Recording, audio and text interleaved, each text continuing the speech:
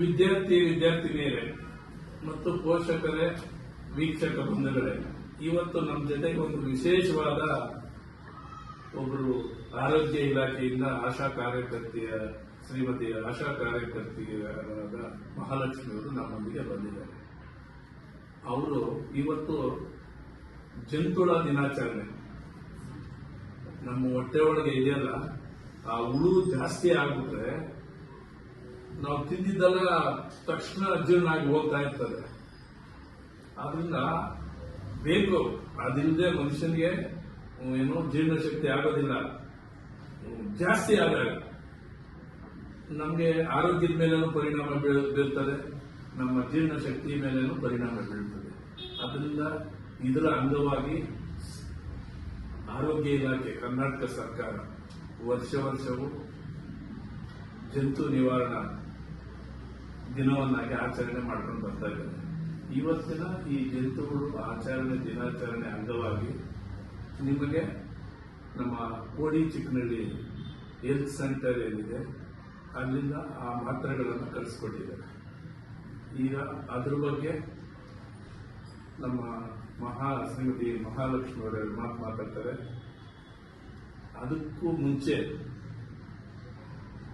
ತಮ್ಮ ಬ್ಯಾಕ್ಗ್ರೌಂಡ್ ಏನು, ತಮ್ಮ ಮಗಳೇನ್ ಮಾಡ್ತಾವಳೆ, ನಿಮ್ಮ ಹಸ್ಬೆಂಡ್ ಅವ್ರು ಏನ್ ಮಾಡ್ತಾರೆ, ಮಕ್ಕಳಿಗೋಸ್ಕರ ನೀವು ಏನೆಲ್ಲ ತ್ಯಾಗ ಮಾಡಿದ್ದೀರಾ, ಅದ್ರ ಬಗ್ಗೆ ಸಂಕ್ಷಿಪ್ತವಾಗಿ ನಮ್ಮ ಈ ವಿದ್ಯಾರ್ಥಿಗಳು ತಿಳಿಸ್ಕೊಡ್ಬೇಕು ಮೇಡಮ್.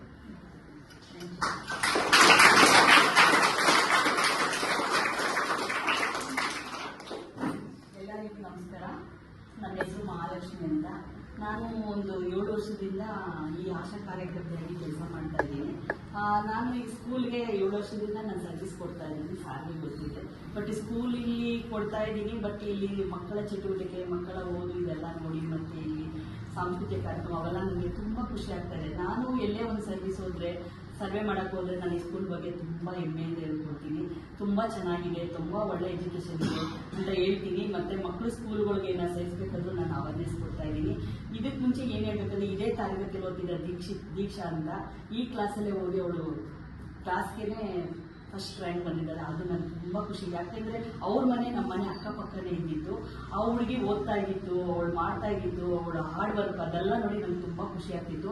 ಬಟ್ ಅವ್ರ ತಾಯಿ, ಅವ್ರ ಅಪ್ಪ, ಆ ಹುಡುಗಿ ಹೇಳ್ತಾ ಇದ್ರು, ನಮಗೆ ಎಜುಕೇಶನ್ ಚೆನ್ನಾಗಿ ಕೊಡ್ತಾರೆ, ಮತ್ತೆ ನಮಗೆ ಬೆಳಗ್ಗೆ ಸಾಯಂಕಾಲ ಯಾವಾಗ ಸ್ಪೆಷಲ್ ಕ್ಲಾಸ್ ತಗೋತಾರೆ, ಸಂಡೇ ಕ್ಲಾಸ್ ತಗೋತಾರೆ, ಎಲ್ಲಾರ ಒಂದು ಫಂಕ್ಷನ್ ಒಂದು ಊರು ಏನು ಹೋಗ್ಬೇಕಾದ್ರೆ ಇಲ್ಲ ನನ್ನ ಸ್ಪೆಷಲ್ ಕ್ಲಾಸ್ ಇದೆ, ನನ್ನ ಕ್ಲಾಸ್ ಇದೆ, ನಾನು ಓದ್ಬೇಕು ಅಂತ ಅವ್ರಿಗೆ ತುಂಬಾ ಶ್ರಮ ಪಟ್ಟು ಓದ್ತಿದ್ದು ನಾನು ಕಣ್ಣಾರ ನೋಡಿದ್ದೀನಿ. ಅದು ನನಗೆ ಹೆಮ್ಮೆ ಆಗ್ತಾ ಇದೆ. ಯಾಕಂದ್ರೆ ನಾನು ಅವ್ರ ಮನೆ ಪಕ್ಕದಲ್ಲೇ ನಾನು ಇದ್ದಿದ್ದು. ಅದರಿಂದ ನನಗೆ ಆ ಹುಡುಗಿ ಬಗ್ಗೆ ನನಗೆ ಹೆಮ್ಮೆ ಆಗಿದೆ. ಇದೇ ಸ್ಕೂಲಲ್ಲಿ ಓದಿದಾಳಲ್ಲ, ಈ ಸ್ಕೂಲಲ್ಲಿ ರ್ಯಾಂಕ್ ಬಂದಿದ್ದಾಳಲ್ಲ, ಅದು ಇನ್ನೂ ನನಗೆ ಖುಷಿ ಆಗ್ತಾ ಇದೆ. ಈಗ ಮೊನ್ನೆ ತಾನೆ ಅವ್ರ ತಂದೆ ತೀರೋದ್ರು, ಅದು ತುಂಬಾ ಬೇಜಾರಾಯ್ತು. ನಾನು ಬಂದು ಸಾರಿಗೆ ತಿಳಿಸಿದೆ, ಸರ್ ಅವ್ರ ತಂದೆ ತೀರೋದು ಸಂದ್ರೆ, ಅಯ್ಯೋ ಹುಡುಗಿ ಅಷ್ಟು ಚೆನ್ನಾಗಿ ಹೋಗ್ತಿದ್ರು, ಆಗ್ತಿದ್ರು, ಏನೇ ಸಪೋರ್ಟ್ ಇದ್ರು ಕೇಳಿ, ಅವ್ರ ತಮ್ಮ ಒಬ್ಬ ಇದ್ದಾನೆ, ಅವ್ನು ಬೇಕಾದ್ರೆ ನಮ್ಮ ಸ್ಕೂಲಲ್ಲಿ ಫ್ರೀಯಾಗಿ ನಾವು ಎಜುಕೇಶನ್ ಕೊಡ್ತೀವಿ, ಪಾಪ ಮಾತಾಡಿ ಹೇಳಿ ಅಂತ ಹೇಳಿದ್ರು. ಬಟ್ ನಾನು ತಿಳಿಸಿದೆ, ಬಟ್ ಅವ್ರ ಕಡೆಯಿಂದ ಏನು ನನಗೆ ಸಿಗ್ಲಿಲ್ಲ. ಅಷ್ಟು ಹೆಲ್ಪ್ ಮಾಡ್ತೀನಿ ಅಂತ ಹೇಳಿದ್ದಾರೆ. ಮತ್ತೆ ನನಗೂ ಹೇಳ್ತಾರೆ, ನೀವು ಸರ್ವೆ ಮಾಡುವಾಗ ಎಲ್ಲರ ಇದೆ, ತುಂಬಾ ಬಡವ್ರ ಮಕ್ಳು ಯಾರೇ ಇದ್ರು ನೀವು ಹೇಳಿ, ನಾವು ಫ್ರೀಯಾಗಿ ಎಜುಕೇಶನ್ ಕೊಡ್ತೀವಿ, ಅವ್ರ ಅಡ್ಮಿಷನ್ ಏನು ಬೇಡ, ಫೀಸ್ ಒಂದು ಕಟ್ಕೊಂಡ್ರೆ ಸಾಕು, ಸಪೋರ್ಟ್ ಮಾಡ್ತೀವಿ, ತುಂಬಾ ಫೀಸ್ ಎಲ್ಲ ಕಮ್ಮಿ ಮಾಡ್ಕೊಡ್ತೀವಿ ಅಂತ ಸಾರ್ ನಾನು ಯಾವಾಗ ಹೇಳ್ತಾ ಇರ್ತಾರೆ. ನಾನು ಓದ್ ಕಡೆ ಎಲ್ಲ ತಿಳಿಸ್ತಾ ಇದ್ದೀನಿ. 96% ಕಳೆದ SSLC ಬ್ಯಾಚ್ ಅಲ್ಲಿ 96% ಕ್ಲಾಸ್ಗೆ ಫಸ್ಟ್. ನನಗೆ ಅದು ಎಷ್ಟು ಖುಷಿ ಆಗ್ತಾ ಇದೆ ಅಂದ್ರೆ, ನಾನು ಸಾರ್ಗೆ ಬಂದು ಹೇಳಿದೆ, ಸಾರ್ ನಿಜವಾಗ್ಲೂ ನಿಮ್ಮ ಕ್ಲಾಸಲ್ಲಿ ಹೋಗಿರೋ ಇಷ್ಟು ತೆಗ್ದಿದ್ದಾರಲ್ಲ, ನನ್ ನಿಜವಾಗ್ಲೂ ಖುಷಿ ಆಗ್ತಾ ಇದೆ ಅಂತ. ಅದು ನನಗೆ ಹೆಮ್ಮೆ ಅನಿಸ್ತಾ ಇದೆ. ಬಟ್ ನಾನು ನನ್ನ ಬಗ್ಗೆ ಏನ್ ಹೇಳ್ಬೇಕಂದ್ರೆ, ನಾನು ಒಂದು ಆಶಾ ವರ್ಕರ್ ಕೆಲಸ ಮಾಡ್ತಾ ಇದ್ದೀನಿ. ನನ್ನ ಗಂಡ ಒಂದು ಪ್ರೈವೇಟ್ ಕಂಪ್ನಿಲಿ ವರ್ಕ್ ಮಾಡ್ತಾ ಇದ್ದಾರೆ. ಬಟ್ ನನ್ನ ಮಗಳು ಇವತ್ತು MBBS ಓದ್ತಾ ಇದ್ದಾಳೆ ಅಂದ್ರೆ ಅದು ನನಗೆ ಹೆಮ್ಮೆ. ಯಾಕಂದ್ರೆ ಒಂದು MBBS ಓದಿಸ್ಬೇಕಂದ್ರೆ ಲಕ್ಷಾಂತರ ಕೋಟ್ಯಾಂತರ ರೂಪಾಯಿ ಖರ್ಚು ಮಾಡಿ ಓದಿಸ್ತಾರೆ. ಒಂದು ಸೀಟ್ ಸಿಗ್ಬೇಕಂದ್ರೆ ತುಂಬಾ ಕಷ್ಟ. ನಾವು ಇಂಥ ಮಿಡಲ್ ಕ್ಲಾಸ್ ಅಲ್ಲಿ ಇರೋರು ಆ ಸೀಟ್ ಕೊಡ್ಸೋದಕ್ಕೆ ಸಾಧ್ಯ ಇಲ್ಲ. ಆದ್ರೆ ನನ್ನ ಮಗಳು ತುಂಬಾ ಪರಿಶ್ರಮ ಪಟ್ಟು, ತುಂಬಾ ಕಷ್ಟಪಟ್ಟು ಗೌರ್ಮೆಂಟ್ ಸೀಟ್ ತಗೊಂಡಿದ್ದಾಳೆ. ಅದು ನನಗೆ ಹೆಮ್ಮೆ ಆಗ್ತಾ ಇದೆ. ಇವತ್ತು ಅವಳು ಪಟ್ಟಿರೋ ಶ್ರಮ, ಅವಳು ಪಟ್ಟಿರೋ ಕಷ್ಟ, ಅವಳೆಲ್ಲ ನನ್ನ ಕಣ್ಮುಂದೆ ಇದೆ.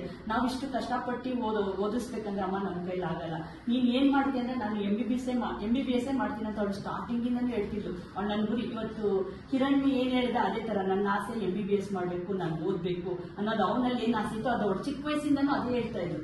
ಆಯ್ತು, ನೀನ್ ಫಸ್ಟ್ ಕಷ್ಟಪಟ್ಟು ಮಾಡಮ್ಮ, ಅಷ್ಟೊಂದು ದುಡ್ಡು ಕೊಟ್ಟು ನಾವು ಸೀಟ್ ತೆಗಿ ಆಗಲ್ಲ, ನೀನ್ ತೆಗಿಬೇಕು, ನೀನೇ ಪಡಿಬೇಕು, ನೀನೇ ಮಾಡ್ಬೇಕು ಅಂತ ಹೇಳ್ತಾ ಇದ್ದೆ. ಆಯ್ತು, ನಾನು ತಗೋತೀನಿ, ನಾನು ಮಾಡ್ತೀನಿ. ಪ್ರೈವೇಟ್ ಸೀಟ್ ಅಂತೂ ನಮ್ಮ ಕೈಲಿ ಆಗಲ್ಲ, ನೀನು ಗೌರ್ಮೆಂಟ್ ಸೀಟೇ ತಗೋಬೇಕು ಅಂದ್ರೆ ನಾನು ಪಡ್ತೀನಿ ರಾತ್ರಿ ಆಗಲಿ ಬೆಳಗ್ಗೆ ಸಾಯಂಕಾಲ ತುಂಬಾ ತುಂಬಾ ಕಷ್ಟಪಡ್ತಾ ಇದ್ದು. ಬೆಳಗ್ಗೆ ಎದ್ದೊಳದು ರಾತ್ರಿ ಒಂದು ದಿನಾನು ಅವಳು ಟೈಮ್ ವೇಸ್ಟ್ ಮಾಡ್ತಾ ಇರಲಿಲ್ಲ.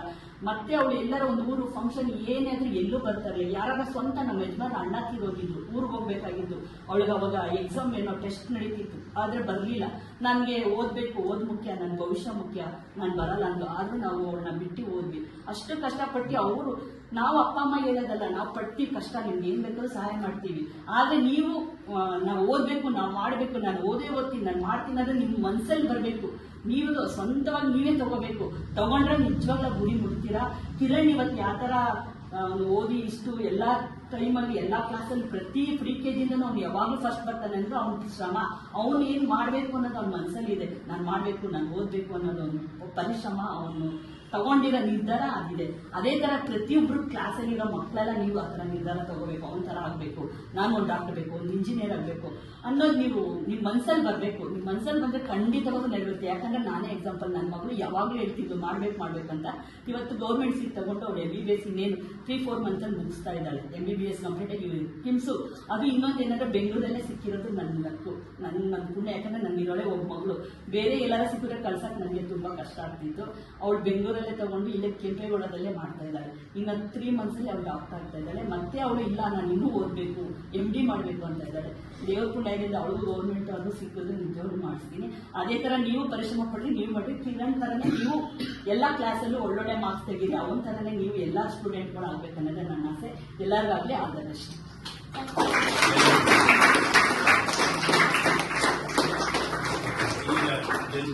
ಮಾತ್ರೆಗಳನ್ನ ಅಂದ್ರೆ ಇವತ್ತು ಫೆಬ್ರವರಿ 10 ಜಂತುಳ ದಿನಾಚರಣೆ ಅಂತ ಆಚರಿಸ್ತೀವಿ. ಇದು ವರ್ಷದಲ್ಲಿ 2 ಟೈಮ್ಸ್ ಬರುತ್ತೆ, ಸೆಪ್ಟೆಂಬರ್ ಅಲ್ಲಿ ಮತ್ತೆ ಫೆಬ್ರವರಿಲಿ.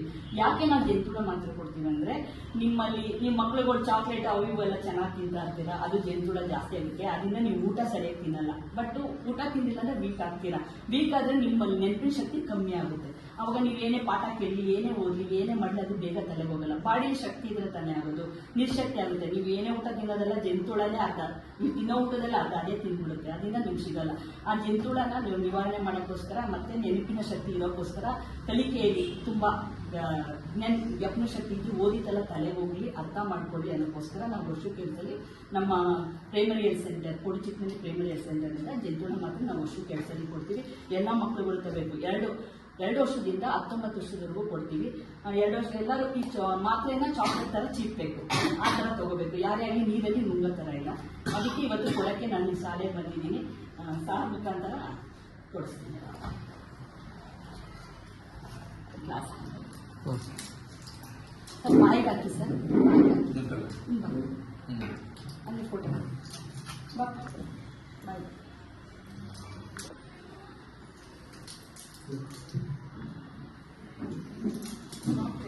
ಚಾಕ್ಲೇಟ್ ತರ